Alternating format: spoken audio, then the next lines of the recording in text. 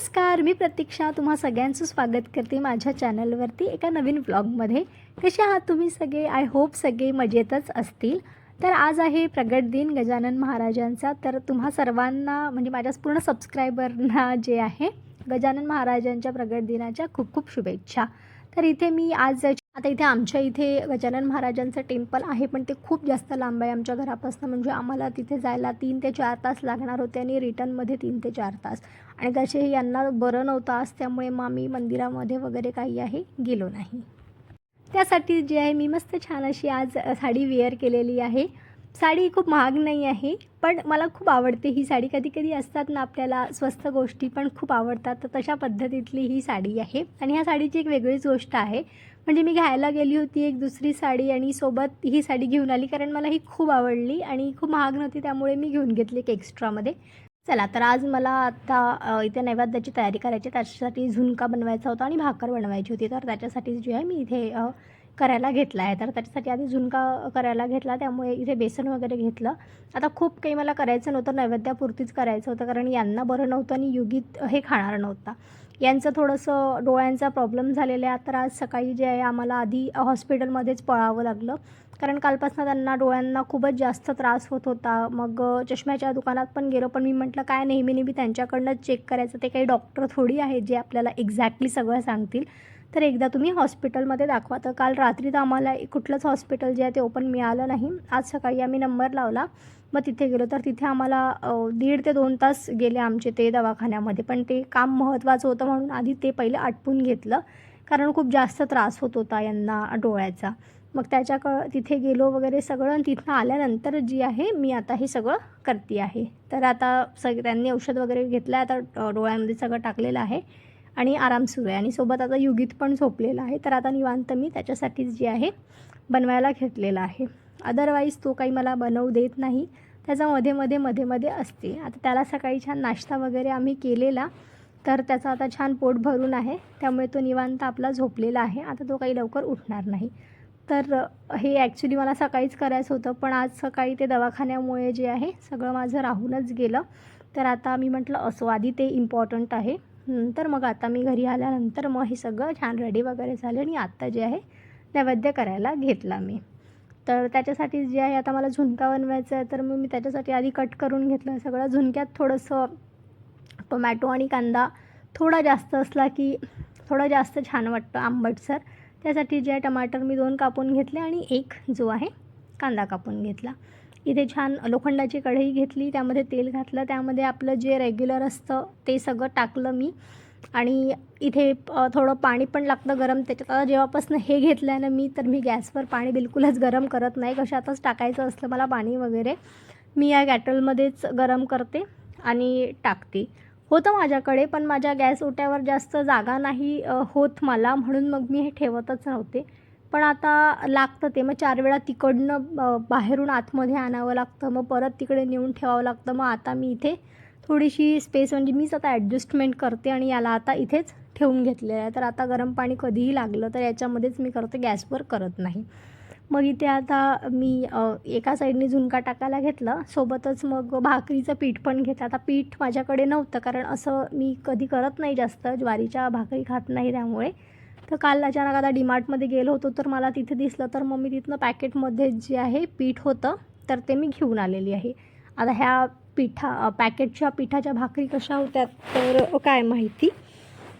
तर इथे पहिले तर मी आता इथे टमाटर कांदा वगैरे जे आहे माझा छान झालेला आहे, त्यामध्ये सगळे मसाले मी टाकून दिले। तिखट थोडं जास्त घातलं, कारण थोडं तिखट जास्त असलं की ते छान फ्लेवर येतो, त्याला टेस्ट थोडीशी छान येते त्यासाठी। आणि सोबतच आता युगित झोपला आहे आणि आता तो उठल्यावर त्याला भूक लागेल, म्हणून म्हटलं, कारण हे तर तो खाणार नाही झुणका भाकर, तर म्हटलं त्यासाठी आधी वरण भात मांडून देऊया, कारण उठल्यावर त्याचं रडणं सुरू होते, कारण त्याला उठल्याबरोबर जे आहे भूक लागते। तर इथे एका साईडला मग मी त्याची पण तयारी करून घेतली, तांदूळ घेतलं आणि डाळ पण घेतली धुवायला। आता धुतल्यानंतरचं जे पाणी आहे मी सहसा फेकत नाही, हे पाणी मी एका छान पातेल्यामध्ये किंवा गंजामध्ये दोन्ही याचं जमा करते आणि ते आहे झाडांना देते, आणि हे खूप छान वर्क करतं बरं का झाडांसाठी। तर इथे जे आहे माझे डाळ तांदूळ इथे धुवून झाले आणि इकडे बघितलं तर ती फोडणी थोडीशी मला स्मेल आला की जळायला लागली, म्हणून म्हटलं आधी त्यामध्ये बेसन घालूया. मग त्यामध्ये आधी छान बेसन घातलं आणि मंद आचेवर जे आहे त्याला खूप छान असं भाजून घेतलं. जेवढं आपण छान भाजू ना तेवढं छान त्याचं काय म्हणतात टेस्ट जास्त छान लागते. तरी ते मस्तपैकी त्याला छान भाजून घेतलं आणि त्यामध्ये गरम पाणी घालून जे आहे मी परत ठेवून दिलं थोडंसं, म्हणजे बेसन शिजून जाईल. इथे एका साईडला डाळ तांदूळ पण माझे धुवून झाले आणि भातामध्ये आमच्याकडे मीठ टाकतातच, म्हणजे मिठाशिवाय भात चव नाही लागत भाताला. भरपूर लोकांकडे जे आहे मीठ घालत नाही असाच भात खातात, पण आमच्याकडे मीठ घालूनच भात खातात. जर मीठ नसलं भातामध्ये तर भाताला काही टेस्टच नाही नसते असं होतं. त्यामुळे मीठ घालावंच लागतं. तुमच्याकडे घालतात की नाही हे कमेंट करून नक्की सांगा. आणि डाळमध्ये हळद हे तर घालतातच, हे तर प्रत्येकाचं आता ऑप्शनल आहे. आणि अशा प्रकारे जे आहे मी कुकर लावून दिला. तसं तर माझ्याकडे छोटा पण कुकर आहे, पण नेहमी हा कुकर मग माझा तसाच राहतो, कारण दोघांना मोठा कुकर लागत नाही. तर हा लावत नाही मी जास्त, पण मी 15 दिवसातनं एकदा जो आहे याचा यूज करते. म्हणजे याला मी कंटिन्यू असं बंद ठेवत नाही. मला गरज नसेल ना, तर आज मला गरज नव्हती, माझ्याकडे छोटा कुकर होता, मी त्याच्यामध्ये करू शकत होती, पण मी म्हटलं नाही, आता याला खूप दिवस झाले आपण वापरलं नाही आहे, तर याला वापरून घ्यावं. तसा तर हा कुकर माझ्या लग्नामध्ये मला आणण्यात आलेला आहे, पण हा कुकर खूप चांगला निघाला. आता 9 वर्ष झालेली आहे, हा एकदम छान व्यवस्थित टिकून आहे. तर इथे एका साईडला माझा झुणका जो आहे तो सुरू होता गॅसवर आणि मग मी पाणी गरम होतंच त्या गरम पाण्याने जे आहे कणिक पण मळून घेतली भाकरी करायसाठी. भाकरी मी केल्या नाही, ठेवते म्हटलं, कारण माझी इकडे पूजा पण व्हायची होती. आधी मी हे करून घेतलं होतं थोडंसं, करून घेते म्हटलं, मग पूजा करते म्हटलं. तर माझी पूजा पण व्हायची होती, तर मग मी आधी इकडे पूजा करायला घेतली. त्यासाठी आधी सगळ्यात आधी पूर्ण क्लीन केलं देवघर, भांडे वगैरे जे पण होते, दिवे वगैरे सगळे पातेले, ताट वगैरे सगळं जे आहे ते मी आधी पूर्ण छान घासून वगैरे घेतलं आणि ते वाळायला ठेवून दिलं. त्यानंतर मग मी आली भाकरी करायला.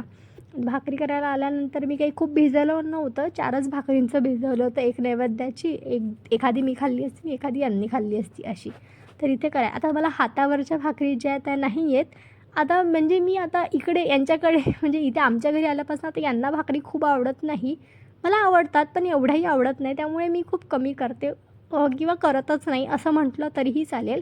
आता आईकडे होती तेव्हा मी करायची कधी कधी ट्राय, त्यामुळे थोडासा हात बसला राहायचा. पण आता इथे मी बिलकुलच करत नाही, त्यामुळे ते काही मला जमत नव्हतं. तरी मी पहिली भाकर जी हातावर करण्याचं खूप ट्राय केलं. खूप मोठी तर भाकर मला येत नाही, पण छोटीशी माझ्या हातावर येईल एवढीच मी इथे ट्राय करते आहे. आणि ही जमली. जेव्हा आता मला वाटलं की आता ही थोडी थोडी तुटत आहे, तर मग मी जी आहे तिला तव्यावर टाकून दिली. पण ही पहिली भाकर जी आहे ती व्यवस्थित झाली. आता ते पॅकेटचं पीठ असल्यामुळे त्याला असं भरपूर चिक्की नव्हती, त्यामुळे ते थोडं थोडं मध्ये मध्ये जे आहे ते तुटतच होतं. हातावरच्या भाकरी तशाही मला खूप येत नाही. मी आपल्या कोरपाटावर जे आहे ते त्याच्यावर पीठ घालूनच थापते, तीच भाकर मला येते. मग एक तर मी प्रयत्न केला, तो झाला माझा सक्सेस, पण मग दुसरा नाही झाला. दुसरी तुटून जात होती. मग मी म्हटलं जाऊ दे, आता हे नाही होते आपल्याच्यानी, आपण आपलीच पद्धतीने करा. तर ज्या पद्धतीने मला येते याच्यावर फिरवून करते मी, त्या पद्धतीने मी केली, तर ती पण भाकर माझी व्यवस्थित झाली. मला त्याच पद्धतीच्या भाकरी येतात. ही आता जमून गेली म्हणून जमून गेली. आणि मग त्यानंतर जे आहे शेकून घेतली मी भाकर छान अशी.